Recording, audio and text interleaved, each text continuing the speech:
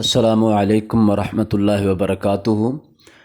قربانی کے جانور میں 4 قسم کے عیب میں سے کوئی ایک عیب بھی واضح اور نمایاں ہو تو وہ قربانی کے لائق نہیں ہوتا۔ اس جانور کا بدل لینا ضروری ہے۔ اس جانور کو قربانی کے لیے لگا کر اجر و ثواب کی امید نہیں رکھنی چاہیے، اس لیے کہ رسول اللہ صلی اللہ علیہ وسلم نے اسے منع فرما دیا ہے۔ لہٰذا وہ 4 عیب اچھی طرح سمجھ لینے چاہیے۔ جانور خریدنے سے پہلے یا قربانی کے لیے لینے سے پہلے ان عیوب کو دیکھ کر اطمینان کرنا چاہیے کہ یہ جانور ان عیوب سے پاک اور صاف ہے۔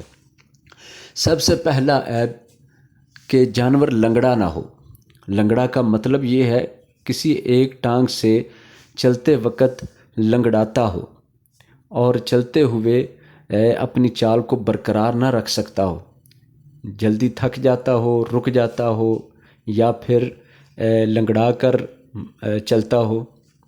اس سے پتہ چلا کہ اگر چاروں ٹانگوں میں سے کسی ایک ٹانگ میں کوئی ایسی کمزوری اور ایسا عیب پایا جاتا ہے کہ جس سے وہ جانور لنگڑا کر چلتا ہے اور اس کا لنگڑا پن بالکل واضح محسوس ہوتا ہے، واضح پتہ چلتا ہے، تو وہ قربانی کے لائق نہیں۔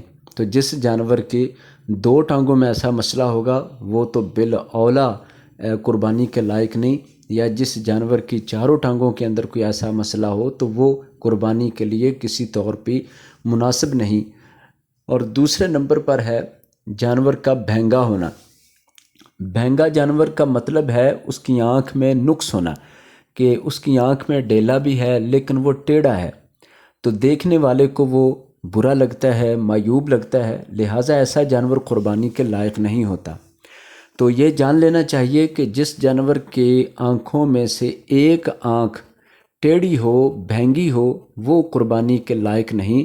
تو جس کی دونوں آنکھیں خراب ہوں یا اندھا ہو اور اسی طرح اس کی آنکھوں کے اندر کوئی ایسا عیب پایا جاتا ہو تو وہ تو بالاولیٰ یا بالکل بھی قربانی کے لائق نہیں۔ یعنی جس جانور کا بھینگا پن بالکل واضح محسوس ہو رہا ہے تو اس کا قربانی کے لیے رکھنا غلط ہے، وہ قربانی کے لیے لگتا نہیں ہے، اس کا اجر و ثواب نہیں مل سکتا۔ تو پھر جو جانور بھینگے سے بڑھ کر ہوگا وہ تو کسی طور بھی قربانی کے لیے درست نہیں ہوگا۔ تیسرے نمبر پر ہے جانور کا کمزور ہونا، لاغر ہونا۔ اتنا کمزور ہے کہ اٹھنے بیٹھنے میں تکلیف محسوس کرتا ہو، چلنے میں بھی، اور اس کی ہڈیاں واضح طور پر نظر آئیں اور اس کی ہڈیوں میں گدا تک موجود نہ ہو، یعنی کہ بہت زیادہ لاغر اور دیکھنے میں بدنما لگتا ہو، تو ایسا جانور بھی قربانی کے لائق نہیں ہوتا۔ چوتھے نمبر پر ہے بیماری۔ جانور کو کوئی ایسی بیماری ہے جس کی وجہ سے وہ جانور معیوب اور بدنما معلوم ہو رہا ہے، اس کے جلد میں کوئی ایسی بیماری ہے یا پھر اس کے جسم میں کوئی ایسی بیماری ہے جس بیماری نے اس کو برا بنا دیا ہو، بدنما بنا دیا ہو اور معیوب کر دیا ہو، اور چلنے پھرنے میں بھی اس کو اس بیماری کی وجہ سے تکلیف آتی ہو، تو ایسا جانور بھی قربانی کے لائق نہیں جس کا مرض بالکل واضح ہو۔ یہ 4 عیوب تو ہو گئے۔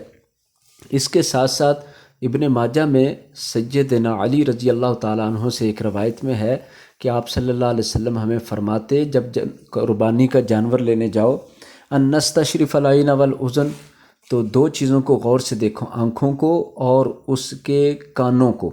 تو کانوں میں بھی کوئی عیب نہیں ہونا چاہیے، کان بھی پکڑ کے دیکھ لینے چاہیے۔ ابن ماجہ کی دوسری روایت میں جو کان چیرا ہوا ہو، پھٹا ہوا ہو، کٹا ہوا ہو، بڑا سوراخ ہو، ایسا جانور بھی قربانی کے لائق نہیں۔ اسی طرح سینگ کے حوالے سے بھی بیان کیا گیا ہے کہ جس جانور کے سینگ ہوں اور وہ کاٹ دیے گئے ہوں تو سینگ کٹا جانور وہ بھی قربانی کے لائق نہیں ہے۔